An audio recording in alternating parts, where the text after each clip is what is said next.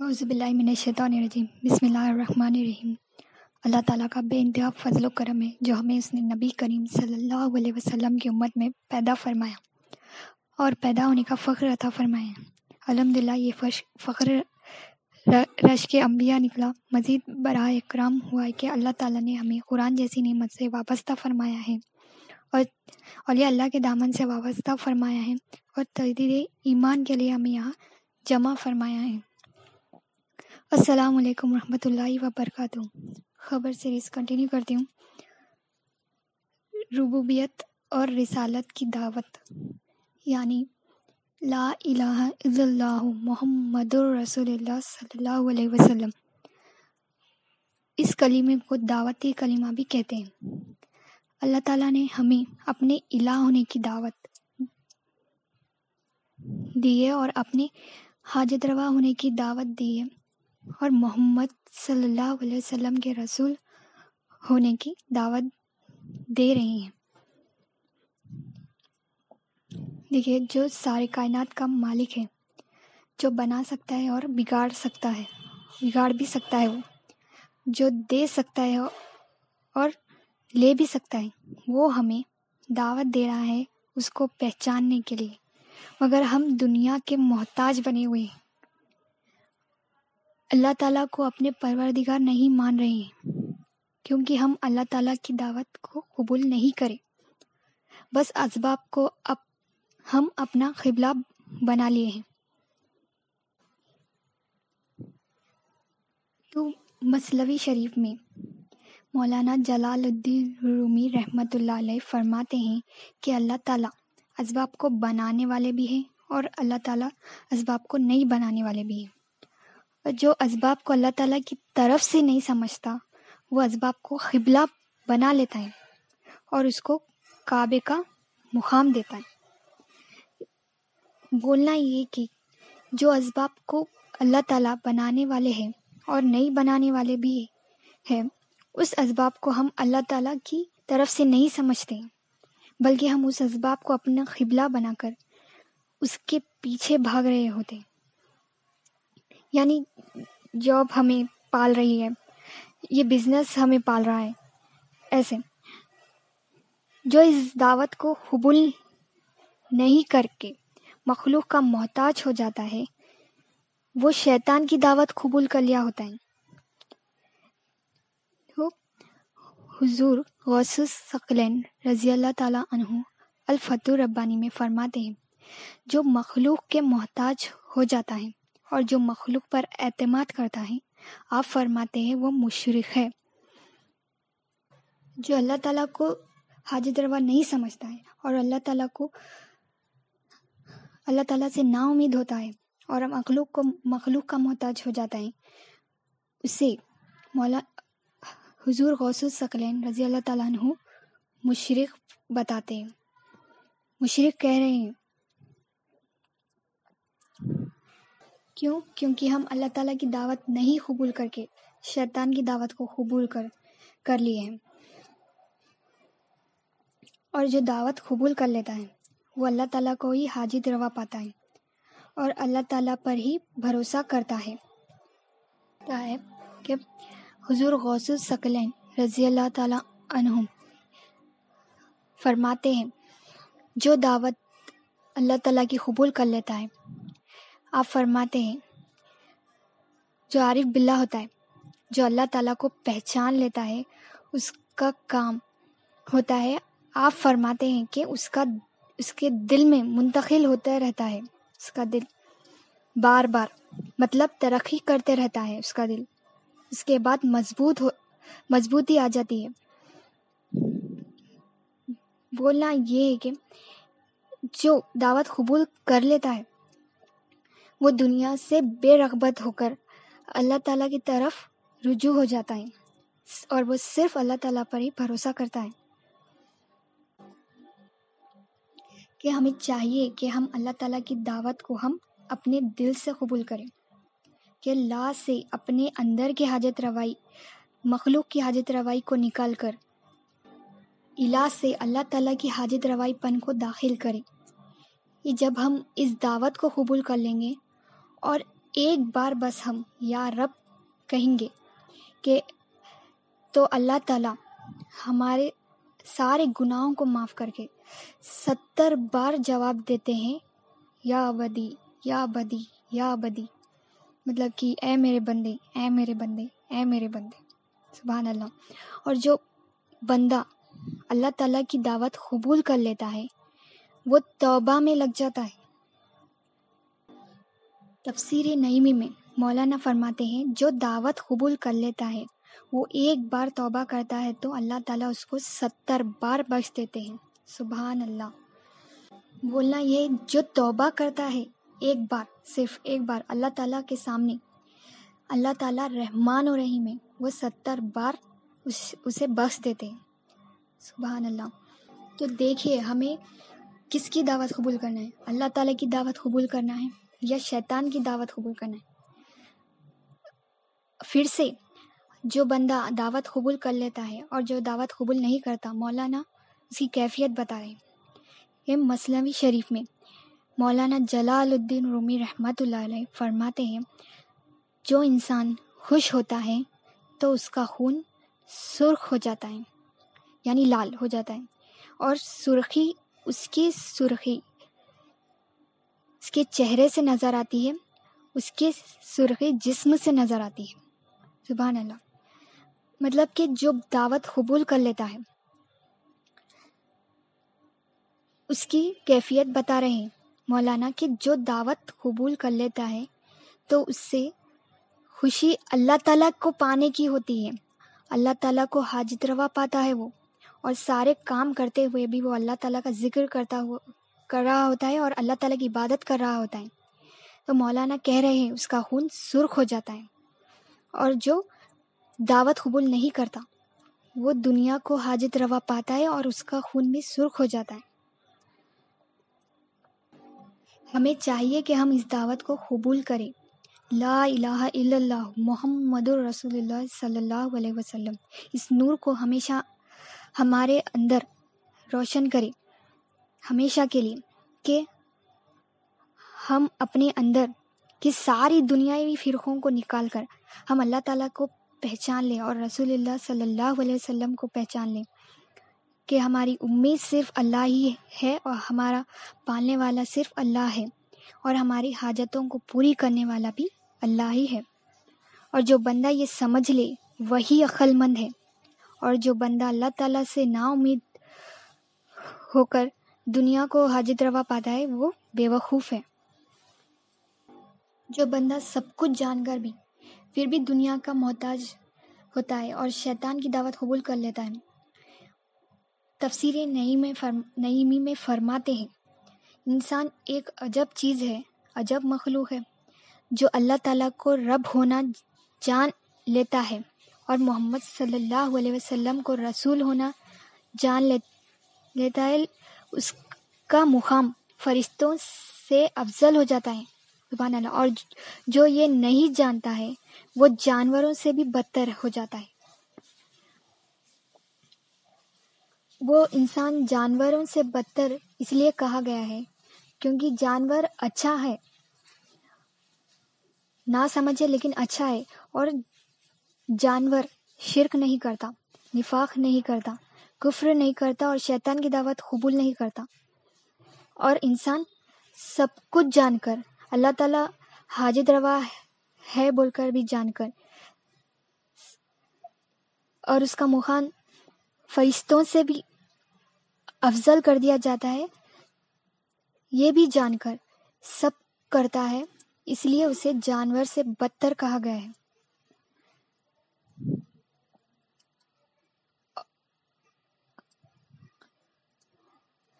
شیطان ہمارا کھلا دشمن ہے، یہ ہمیں بھٹکاتے رہتا ہے۔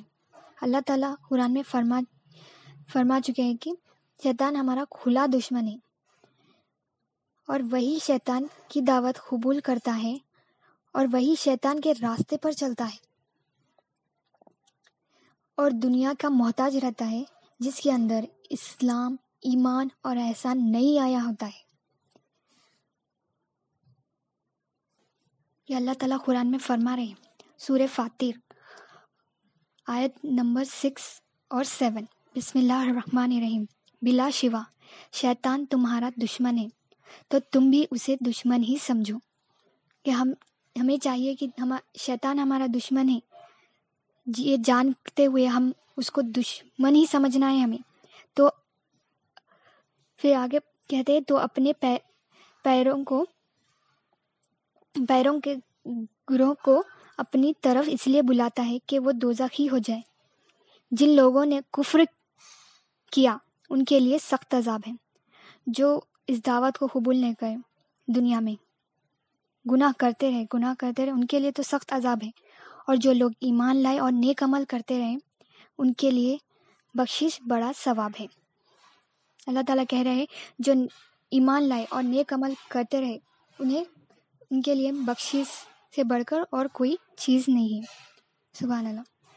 تو ہمیں چاہیے کہ ہم شیطان کو اپنا دشمن سمجھیں، اس کے دعوت قبول نہ کریں، اور ہم اللہ تعالیٰ کی طرف رجوع ہیں، اللہ تعالیٰ کی دعوت قبول کریں۔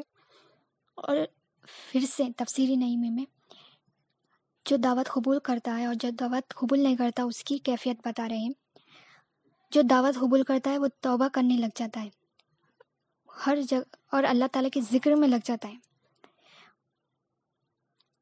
اور جو دعوت قبول نہیں کرتا، تفسیر نعیم میں فرماتے ہیں جو بندہ اپنی سانس کے ساتھ اللہ تعالیٰ کی طرف متوجہ نہیں رہتا، وہ زبان سے بھی اللہ تعالیٰ کی طرف متوجہ نہیں رہتا، اور دل سے بھی نہیں اللہ تعالیٰ کی طرف متوجہ رہتا ہے، اور آپ فرماتے ہیں ازلی بدبخت ہے، یہ دعوت قبول نہیں کرتا ہے۔ اور جو دعوت قبول کرتا ہے وہ اپنے سانس کے ساتھ اللہ تعالیٰ کی طرف متوجہ رہتا ہے، اور زبان سے بھی اللہ تعالیٰ کا ذکر کرنے والا ہوتا ہے، دل سے بھی اللہ تعالیٰ کا ذکر کرنے والا ہوتا ہے، اور یہ مبارک بات لوگ ہوتے ہیں۔ تو کہنا یہ ہے کہ جو بندہ اللہ تعالیٰ کی دعوت قبول کر لیتا ہے وہ ہر طرف سے اللہ تعالیٰ کی طرف متوجہ رہتا ہے، سانس سے بھی اللہ تعالیٰ کی طرف متوجہ رہتا ہے، زبان سے بھی اللہ تعالیٰ کی طرف متوجہ رہتا ہے، دل سے بھی اللہ تعالیٰ کی طرف متوجہ رہتا ہے، اور اللہ تعالیٰ کا ہر حال میں شکر گزار کرنے والا ہوتا ہے۔ اور جو دعوت اللہ تعالیٰ کی قبول نہیں کرتا ہے وہ لوگ اللہ تعالیٰ کی طرف متوجہ نہیں رہتے، نہ سانس سے متوجہ رہتے ہیں، نہ زبان سے اللہ تعالیٰ کا ذکر کرتے ہیں، اور نہ دل سے اللہ تعالیٰ کا ذکر کرتے ہیں، کیونکہ وہ شیطان کی دعوت قبول کر لیتے ہیں، دنیا کو اپنا حاجت روا پا دیں۔ تو ہمیں چاہیے کہ ہر حال میں ہم اللہ تعالیٰ کا ذکر کرتے رہنا چاہیے، زبان سے بھی، سانس سے بھی، دل سے بھی۔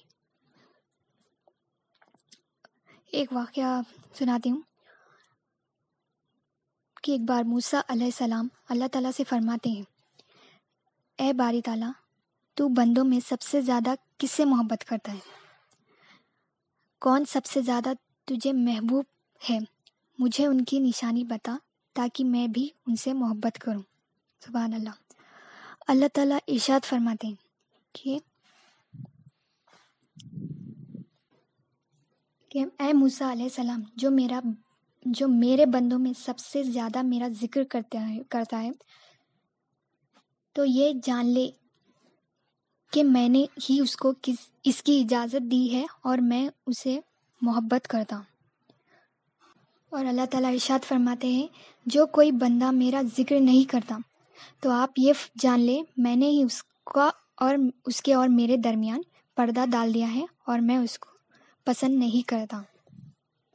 تو دیکھیے، جو اللہ تعالیٰ کا ذکر نہیں کرتے اللہ تعالیٰ اس کو ناپسند کرتے ہیں، اور جو اللہ تعالیٰ کا ذکر کرتے رہتا ہے ہمیشہ اللہ تعالیٰ سے محبت کرتے ہیں، وہ اللہ تعالیٰ کا محبوب ہو جاتا ہے۔ تبھی ہم اللہ تعالیٰ کے ذکر میں لگیں گے جب ہمارے اندر اسلام، ایمان اور احسان آئے گا، اور اللہ تعالیٰ کی دعوت ہم قبول کریں گے۔ اللہ تعالیٰ نا ہمارے دوست ہیں، اور ہمیں چاہیے کہ ہم اللہ تعالیٰ کی دعوت کو پورے دل سے قبول کریں،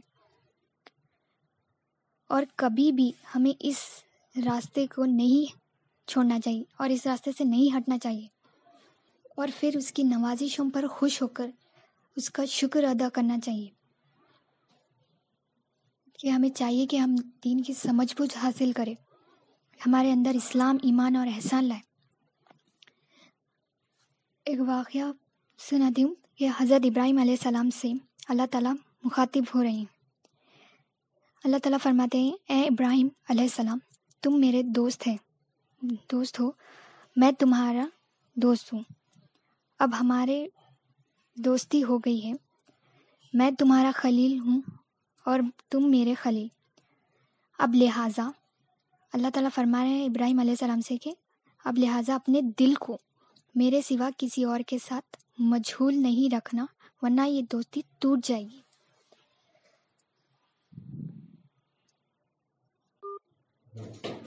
اور ایک بار ہم اللہ تعالیٰ کی طرف متوجہ ہو گئے ہو تو اس کے بعد ہمارے اندر مخلوق نہیں آنا چاہیے، ہم دنیا کی طرف متوجہ نہیں ہونا چاہیے، اور ہمیشہ اللہ تعالیٰ کا ذکر کرتے رہنا چاہیے، چاہے ہم کوئی کام کیوں نہ کر رہے ہوں۔ ہمارا خلا صرف اور صرف، ہمارا رجوع صرف اور صرف اللہ تعالیٰ کی طرف ہی ہونا چاہیے۔ تفسیر نعیمی میں ایک اور مثال دیتے ہیں کہ جو دعوت قبول کر لیتا ہے اسے نبی کریم صلی اللہ علیہ وسلم کی غلامی پسند آتی ہے۔ سبحان اللہ، وہ نبی کریم صلی اللہ علیہ وسلم کی غلامی کو پسند کرتا ہے، اور جو دعوت قبول نہیں کرتا ہے وہ شیطانی غلامی کو پسند کرتا ہے، نفس کی غلامی کو پسند کرتا ہے، دنیا کی غلامی کو پسند کرتا ہے۔ سبحان اللہ۔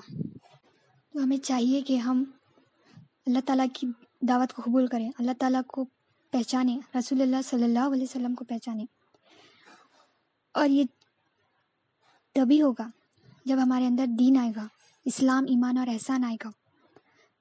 ہمیں چاہیے کہ ہم جو دین نبی کریم صلی اللہ علیہ وسلم کو اللہ تعالیٰ نے عطا کیا ہے، جو دین اللہ تعالیٰ نے نبی کریم صلی اللہ علیہ وسلم کو دے کر بھیجا ہے، ہمیں بھی اس پر ایمان لانا ہے، اور جو اللہ تعالیٰ کی طرف رجوع ہوتے ہیں اسے اللہ تعالیٰ خود اپنے طرف آنے کا راستہ بتاتے ہیں۔ سورہ شورى آیت نمبر 13، بسم اللہ الرحمن الرحیم۔ اللہ نے تمہارے واسطے وہی دین مقرر کیا ہے جس کا اس نے نوح علیہ السلام کو حکم دیا ہے، جو انبیاء علیہ السلام کو حکم دیے وہی دین اللہ تعالیٰ نے نبی کریم صلی اللہ علیہ وسلم کو دے کر بھیجا ہے۔ کیا آگے اللہ تعالیٰ فرماتے ہیں، اور جس کو ہم نے اے محمد صلی اللہ علیہ وسلم تمہارے پاس وحی کے ذریعے سے بھیجا ہے، اور جس کا ہم نے ابراہیم علیہ السلام کو اور موسیٰ علیہ السلام کو اور عیسیٰ علیہ السلام کو بھی حکم دیا تھا کہ دین کو قائم رکھنا۔ جو دین انبیاء علیہ السلام کو اللہ تعالیٰ نے دیا ہے اور وہ دین کو قائم رکھنے کا حکم دیا ہے، وہی دین نبی کریم صلی اللہ علیہ وسلم کے پاس وحی کے ذریعے سے بھیجا ہے، اور اس میں تفریقہ نہ ڈالنا مشرکوں کو وہ بات گرا گزرتی ہے جس کی طرف تم ان کو بلاتے ہو۔ اللہ جس کو چاہتا ہے اپنی طرف برگزیدہ کر لیتا ہے، اور جو اس کی طرف رجوع کرے اسے اپنے تک رسائی دیتا ہے۔ دیکھیے، اللہ تعالیٰ جس کو چاہتے ہیں وہ اس کو اپنی طرف بلا لیتے ہیں، اور جو اللہ تعالیٰ کی طرف رجوع ہوتا ہے وہی اس کو ہی اللہ تعالیٰ اپنے تک آنے کا راستہ بتاتے ہیں۔ کہ ہمیں چاہیے کہ ہم اللہ تعالیٰ کی دعوت کو قبول کریں، اللہ تعالیٰ کو حاجت روا جانیں، اور محمد الرسول اللہ صلی اللہ علیہ وسلم کو اپنے رسول مانیں، اور یہ قبول ہم تب کریں گے، اللہ تعالیٰ کو تبھی ہم حاجت روا جانیں گے جب ہمارے اندر اسلام، ایمان اور احسان آئے گا، یعنی جسم سے، روح سے، قلب سے دعوت کو قبول کرنا ہے۔ اسلام، ایمان اور احسان آنا ضروری ہے۔ ہمیں چاہیے کہ ہم اللہ تعالیٰ کی طرف متوجہ ہو اور اللہ تعالیٰ کا ذکر کرتے رہنا چاہیے، اور اور اللہ تعالیٰ کی طرف متوجہ رہنا چاہیے۔ لا الہ الا اللہ محمد رسول اللہ صلی اللہ علیہ وسلم، اپنے اندر اس نور کو روشن کرنا چاہیے۔ چاہے جو بھی کام کر رہے ہو، اللہ تعالیٰ کا ذکر ہمیشہ کرتے رہنا چاہیے، ذکر میں لگے رہنا چاہیے، اور اپنے ایمان کی تجدید ہر روز کرتے رہنا چاہیے۔ جزاک اللہ خیر۔ اللہ تعالیٰ ہم سب کو عمل کرنے کی نیک توفیق عطا فرمائے۔ آمین ثم آمین۔ السلام علیکم ورحمۃ اللہ وبرکاتہ۔